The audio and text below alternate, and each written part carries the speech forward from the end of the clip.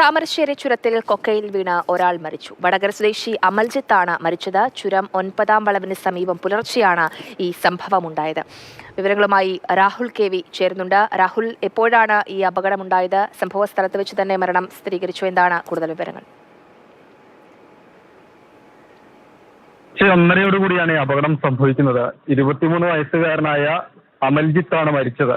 അതായത് അമൽജിത്ത് അടക്കം സുഹൃത്തുക്കൾ ചേർന്ന് വടകരയിൽ നിന്ന് വയനാട്ടിലേക്ക് യാത്ര പോവുകയായിരുന്നു. ചുരം 9-ാം വളവിന് സമീപത്ത് വാഹനം നിർത്തിയതാണ്. 13 പേരാണ് ആകെ ഉണ്ടായിരുന്നത്.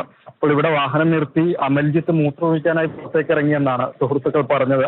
ആ സമയത്ത് കൊക്കയിലേക്ക് വീഴുകയാണ് ഉണ്ടായിരുന്നത്.